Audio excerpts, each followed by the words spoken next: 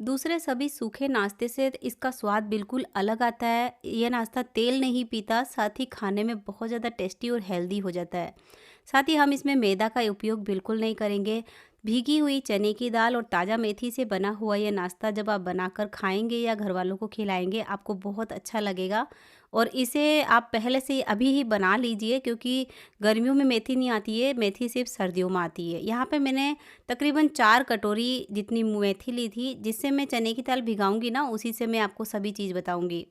मैंने यहाँ पे 4 कटोरी मेथी को धो के बारीक काट लिया है और उसके बाद कढ़ाई में डाला है 2 छोटे चम्मच तेल। इसमें हम हींग का पाउडर डालेंगे और ये हमारी कटी हुई मेथी डाल देंगे। अगर आप कटी हुई मेथी नापना चाहते हैं तो आप 2 कटोरी कटी हुई मेथी नाप लीजिए, इससे कि आपको अंदाज़ा अच्छा रहेगा। ज़्यादा भी नहीं होगी नाश्ते में मेथी और कम भी नहीं रहेगी। अब ये मेथी जैसे ही हमारी पक जाएगी ना, उसके बाद हम इसे कढ़ाई में ही छोड़ देंगे। मैंने इस तरह से कढ़ाई में इसे तेज़ आँच पे फैलाया, तो ये तो 2 से 3 मिनट के भीतर ही बहुत ही अच्छी सी भुन गई, साथ ही में इसका पानी भी सूखने लगा। अब इसे फैला के छोड़ देंगे गैस को ऑफ करके। मैंने पूरा प्रिपरेशन तेज़ आँच पे ही किया है और जिस कटोरी से मैंने चने की दाल भिगाई थी ना, उसी कटोरी से नाप के मैंने मेथी भी ली है। तो चने की दाल 4 से 5 घंटे के भीतर बहुत ही अच्छी सी भीग जाती है, क्योंकि सर्दी तेज़ है। तो मैंने गुनगुने पानी में इसे भिगाया था और ये 1 कटोरी भीगी हुई चने की दाल के साथ में मैंने आधी कटोरी पानी डालना है, क्योंकि जिस कटोरी से हमें लेना है ना चने की दाल, उसी कटोरी से आप नाप के पानी लेना। बस ये आधी कटोरी जितना पानी डालेंगे, उसके बाद इसे पीस लेंगे। एकदम महीन सा पेस्ट बनाना है। इसमें एकदम से आप देखेंगे झाग से आने लग जाते हैं, फ्लपी सी हो जाती है, हल्की हो जाती है दाल। इस तरह की दाल हमें चाहिए। अब ये जो पीसी हुई हमारे पास दाल है, वो हम डालेंगे एक बड़े से बर्तन में, क्योंकि हमें इसे फेंटना है। अगर आपको मोयन कम डालना है तो आप ये प्रिपरेशन ज़रूर करना दोस्तों, जिससे कि कम मोयन से आपका नाश्ता काफ़ी दिनों तक टिका रहता है, बिल्कुल ख़राब नहीं होता है। और वो जो एक ऑयली ऑयली लगता है ना मुंह में खाने के बाद में, वो नहीं लगता है और ये तेल भी नहीं पीता है, तलते हैं तब। तो मैंने यहाँ पे जो चने की दाल पीसी है, इसे मैं एक ही डायरेक्शन में फेंटते हुए तकरीबन, मतलब कि फेंटूँगी, घुमाते रहूँगी ना, तो 7-8 मिनट के भीतर आपकी चने की दाल बहुत ही अच्छे से हल्की हो जाएगी और बट भी जाएगी। तो मैंने 4 मिनट खुद ने फेंटा और 4 मिनट मैंने अपनी बेटी और बेटे से कहा, जो 2-2 मिनट उन्होंने फेंटा है। तो अब ये हमारी जो दाल है ना, एकदम जालीदार हो गई है। अब इसमें ज़्यादा कुछ नहीं डालना होगा हमें, हम इसमें टेस्ट डालेंगे। तो सबसे पहले मैं क्या करती हूँ, इस दाल को आपको बता देती हूँ, इसमें काफ़ी जालियाँ पड़ गई है। अब हम डालेंगे इसमें अपनी पकी हुई मेथी। ये ठंडी हो गई है ना, तो हम इसमें ऐड कर देंगे। तो ये आपको बहुत कम लग रही है, पर जब हम इसे बहुत ज़्यादा, मतलब कि बिना पकाए डालते हैं ना इस नाश्ते में, तो बहुत ज़्यादा लगती है। अब मैंने 1.5 चम्मच भर के इसमें डाल दिया है तेल। साथ ही में मैं 1/4 चम्मच जितना इसमें अजवाइन डालूँगी, क्योंकि मेथी का भी स्वाद थोड़ा कड़वा होता है और अजवाइन का भी कड़वा होता है। तो बैलेंस के लिए 1/4 चम्मच जितना डालेंगे। आधा चम्मच से थोड़ा ज़्यादा मैंने जीरा डाला है, स्वाद अनुसार नमक डाल दिया है। साथ ही में जिस कटोरी से चने की दाल लेंगे ना, उसी कटोरी से 1/4 कटोरी जितना हमें तेल लेना है। थोड़ा-सा स्वाद के लिए हम चाहे तो तीखापन बढ़ाने के लिए लाल मिर्च का पाउडर ले सकते हैं। या फिर आप जब पेस्ट बनाएँ तभी उसके अंदर आप चाहे तो हरी मिर्च या लाल मिर्च पीस सकते हैं। मैंने नहीं पीसी है, मैंने एकदम सिंपल बनाने की इसे कोशिश की है।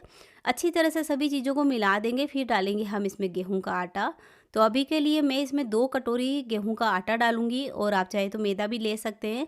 ये बिल्कुल आपके ऊपर है, जो आप डालकर बनाना चाहें वैसे बना लीजिए। मेरा गेहूँ का आटा एकदम बारीक वाला है, इसलिए मैंने इसमें मैदा नहीं ऐड की है।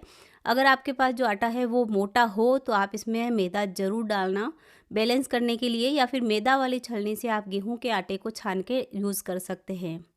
अब ये मैंने चम्मच से ही अच्छी तरह से मिला दिया है, पर ये बहुत ज़्यादा लिक्विड है, तो मैं इसमें आधी कटोरी अभी डाल दूँगी गेहूँ का आटा और उसके बाद में मैं इसमें आवश्यकता अनुसार डालूँगी और आपको भी बताऊँगी। तो पहले मैं क्या करती हूँ, इस चम्मच को निकाल के इसे हाथों से ही मसल लेती हूँ। दोस्तों, मेथी ख़त्म हो जाने से पहले, आप सीज़न जाने से पहले ये नाश्ता बना लीजिए, जिससे कि आप भी जब गर्मियों में इतने लंबे-लंबे दिनों में नाश्ता करें, मतलब कि चाय पिए ना, तो उसके साथ में थोड़ा-सा स्नैक्स रहता है तो बहुत अच्छा लगता है। मैंने 1/4 कटोरी जितना इसमें आटा और डाला है और उसके बाद मतलब कि पौने 3 कटोरी जितना लमसम आटा लग जाएगा इस पेस्ट के अंदर। और अब इसकी मैं 2 बड़ी-बड़ी लोई बनाऊँगी, क्योंकि 2 अलग स्वाद के बनाएँगे नाश्ते को। तो आप इसे मतलब कि वीडियो को ज़रूर देखना पूरा, आपको बहुत उपयोगी रहेगा। रोज़ाना बच्चे टोस्ट और बिस्कुट माँगते हैं खाने के लिए, खारी माँगते हैं मार्केट की। तो उससे आपको थोड़ी-सी राहत मिलेगी। मुझे लगता है कि आपको ये नाश्ता ज़रूर बनाना चाहिए दोस्तों।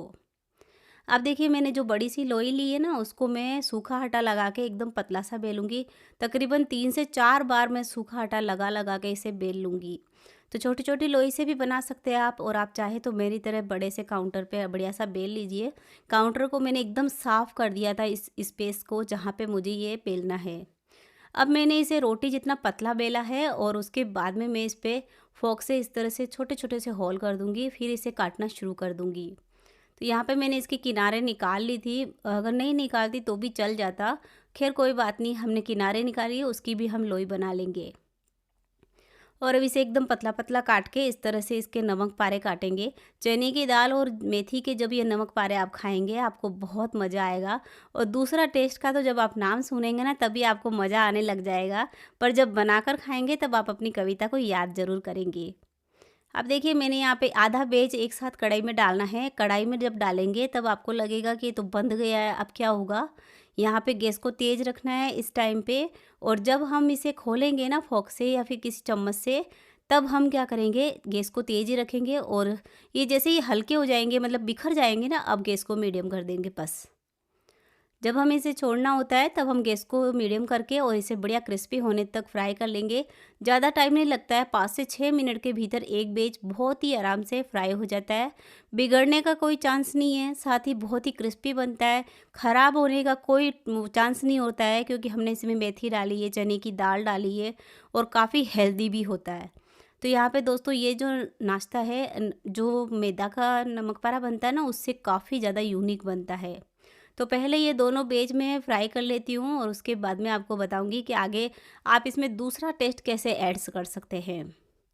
तो यहाँ पे बस ये जो प्रिपरेशन है ना, हमें तेज़ आग पे करना है। ये जो हम इसको एकदम एकदम एक साथ डालते हैं और जब खोलते हैं तब, और जैसे ये खुल जाए ना, हम गैस को बिल्कुल मीडियम कर देंगे। धीमा नहीं करना है, मीडियम करना है।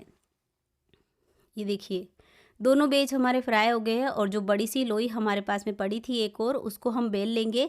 इसको इतना पतला नहीं बेलना है, हमें थोड़ा मोटा सा रखना है। उसके बाद मैंने तकरीबन 20 कलियां लहसुन के लिए, और लहसुन को मैंने कूट लिया। लहसुन को पहले काटना है चाकू से, छोटे छोटे टुकड़े करने के बाद आप इसे कूटिएगा, जिससे कि इसके टुकड़े बहुत छोटे छोटे रहेंगे। पेस्ट नहीं बनाया मैंने, इसके छोटे छोटे से टुकड़े जब मुंह में आते हैं ना तलने के बाद में, बहुत अच्छे लगते हैं। तो इसका अंश रहना चाहिए, इसलिए मैंने पेस्ट नहीं बनाना है। हमें इसके लहसुन को पहले काटना है, उसके बाद ओखली में कूटना है, और फिर इस पे अच्छी तरह से फैला देना है। तेल घी कुछ नहीं लगाना है, नहीं तो चिकनाहट की वजह से ये इसमें से निकल जाएंगे। फिर बस सिंपली हम इसे रोल कर देंगे। अगर आप केवल लहसुन वाले बनाने चाहते हैं तो आप जब आटा गूंथते हैं ना तब भी डाल सकते हैं, पर मुझे लगता है जब आटे में डालते हैं ना तो टेस्ट इतना तेज मतलब अच्छा नहीं आता है। तो थोड़ा-सा टेस्ट जो है मतलब कि मेल्ट हो जाता है, इसलिए हम इसे रोटी के ऊपर लगाएँगे बेलने के बाद में, फिर इसे रोल कर देंगे, उसके बाद हम इसे बेलना शुरू कर देंगे। यहाँ पे इसे रोल करते समय या फिर कभी भी बीच में रोटी के ऊपर हमें तेल, घी कुछ भी नहीं लगाना है, आपको फिर से कह रही हूँ मैं। उसके बाद सूखा आटा लगा-लगा के हम इसे बेल देंगे, और यहाँ पे मुझे याद आया कि मैंने इस पे फ़ोर्क से होल नहीं किए थे। इस तरह से काँटे से छोटे-छोटे से होल कर देते हैं ना, तो ये फूलते नहीं हैं, और फूलते नहीं हैं तो इसमें गर्म हवा नहीं भरती है, जिस वजह से ये बहुत क्रिस्पी बनते हैं।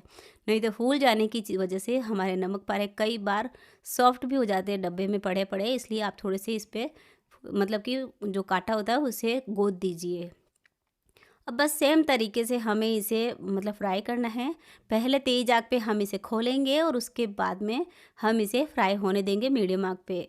तो बहुत ही जल्दी से ये नाश्ता बन जाता है, बस खड़े-खड़े खाना बनाने के बाद में ही मैंने शुरू किया है, और 1 से डेढ़ घंटे के भीतर बन जाता है। वीडियो शूट करती हूँ ना, इसलिए ज़्यादा टाइम लग जाता है, वरना 1 से डेढ़ घंटा ही लगेगा आपको। अब देखिए दूसरा पेज भी हमारा मतलब कि हो गया है फ्राई, और इसे स्टोर करने के लिए पहले बहुत अच्छा ठंडा होने देना है, उसके बाद इसे स्टोर करना है। दोनों को अलग-अलग कर सकते हैं, दोनों को शामिल भी कर सकते हैं, जैसा आपका मन करे। वीडियो पसंद आए तो वीडियो को लाइक और चैनल को सब्सक्राइब ज़रूर कीजिएगा। मैं हूँ आपकी फ्रेंड कविता, और आप देख रहे हैं आपका अपना यूट्यूब चैनल। तब तक के लिए बाय।